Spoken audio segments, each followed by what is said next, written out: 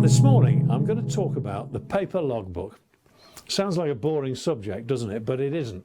It's actually increasing in importance as we rely more and more on electronic navigation.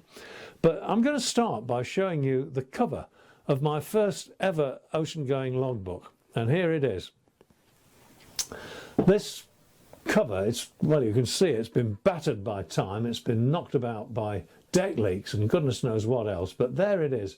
It's an old book, 10 by 8, that my wife found somewhere. But my early logbooks are sort of half logbook, half diary really. And this one, I love this cover. It's an advertisement that I cut out of an old copy of Yachting Monthly back in 1974. And as you can see, it was an advertisement for Pimm's, and the picture, which you can hardly see now, I actually have a copy of that up on my dining room wall.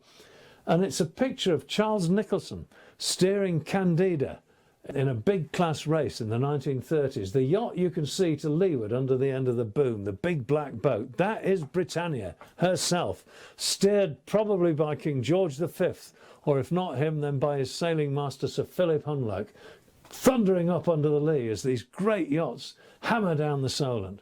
What a grand, inspiring shot that was. And it always tickled me. There's nothing like a Pimm's at a time like this. And last week I was telling you about a storm I was in. Well, this is the logbook we had at that time. And there's nothing like a Pimm's at a time like this, when you're on your knees at the bottom of the companionway praying for deliverance to your maker. So there it is. But what's inside it is interesting. The entries are really very simple in those days in navigational terms. Remember, most of these entries were made on an ocean passage. We're actually bound south into the South Atlantic when this particular page was done. You can see it here. We've got the top, we've got a good position. That's an astro position, and I've simply written down latitude and longitude, which is really all we needed. That will be transferred to the North Atlantic chart, and that's it for the navigation really until 24 hours time. If you read on, you can see that there's quite a lot of commentary there about what we've been having for dinner, because really, you know, what we ate was a big part of the day.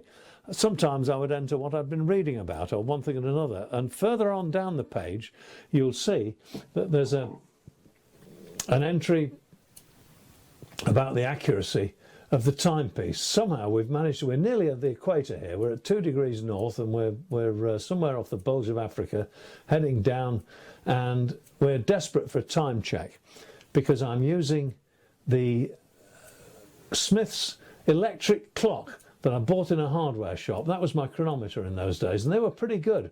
And if you look at this, you'll see I've found a time check. It looks as if I got it from Russia. And down on the side there of the page, it says that the time check was 17 minutes out. 17 seconds out, and it was bang on, because that was the rate that I'd given the clock. I expected it to be 17 seconds out, and it was, which meant that my astronavigation could be pinpoint accurate, because remember that anywhere near the equator, 4 seconds of inaccuracy in your timepiece means a mile adrift in your position. So you've got to watch out for that. So it's all there in the old logbook. Lovely, isn't it?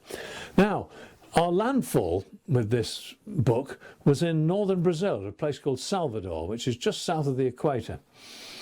When we got there, we were greeted by the master of the port, the captain of the port himself, who was a fully qualified naval officer with brass bound and scrambled egg on his hat, and he came out in a launch, and he came out and he had a girl with him, and the girl had brought a great big plate full of canapes, and he had a jug of rum punch, and he came over the rail, and I said, "Oh, I'm here to clear customs, sir." And he said, "Well, that's quite all right." He said, "Don't worry about that, let's have a drink first."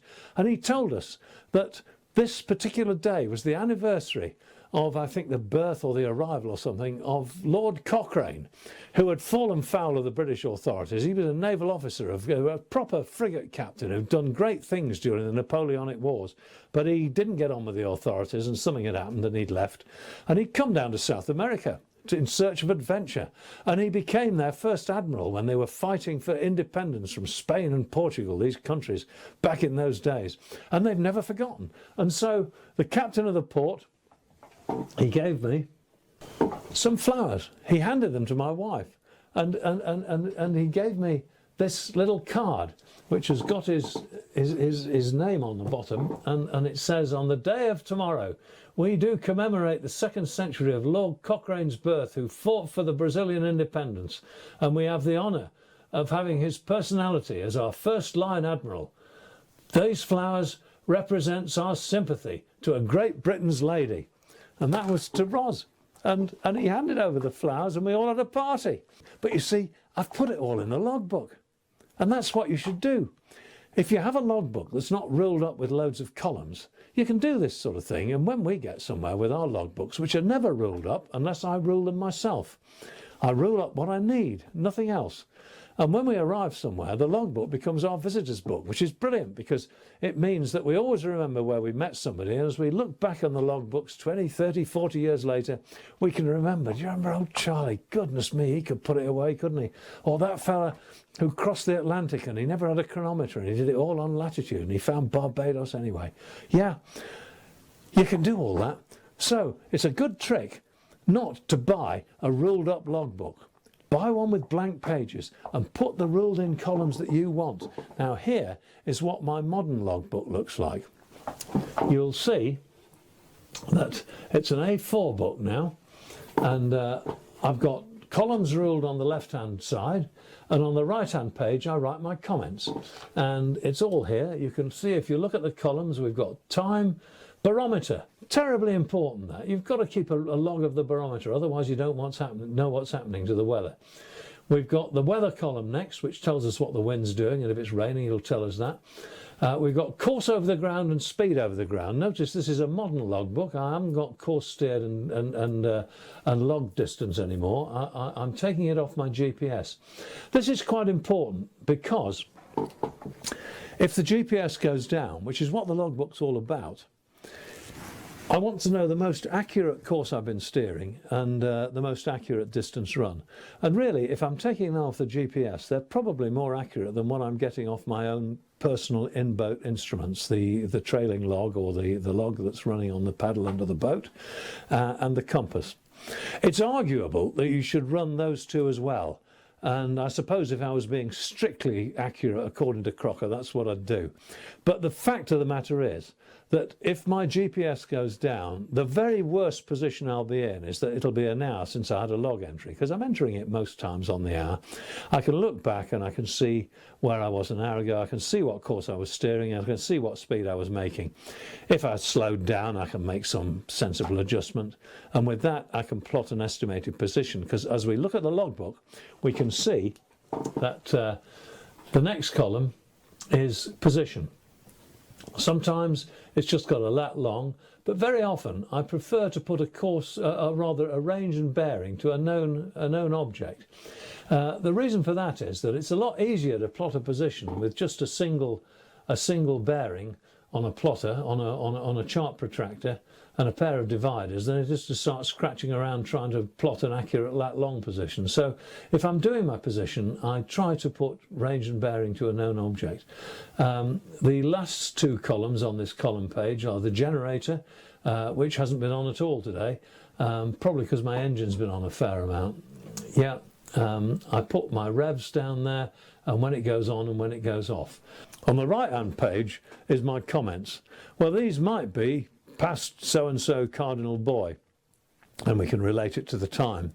But it might also be had a jolly good dinner, or sat and had a sundowner reminiscing about that dreadful man we met in the last port we were in. Dear me, how did we put up with him? And we all have a bit of a laugh about that, and we'll put it down in the logbook and then we'll remember it. It's nice to do that. You put your navigational stuff down, but you put a few comments in as well, so it becomes a diary.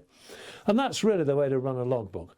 The vital thing about it is that it's got the position, course steered and distance run, and from that, and the time of course, and from that we can work up an estimated position straight away on a paper chart if all our electronics go FUT.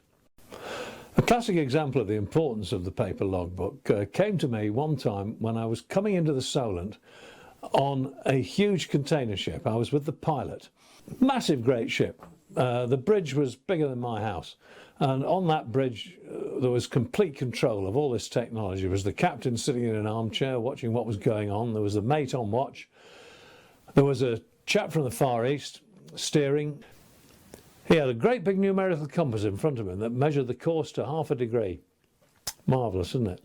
But in the corner of the bridge was the third mate, the young fella, and he had a pad in his hand, a paper pad and a pencil, and he was writing down everything that happened, and he was writing the positions down in pencil on a piece of paper on this high-tech container ship, so that if everything failed, they would know where they were.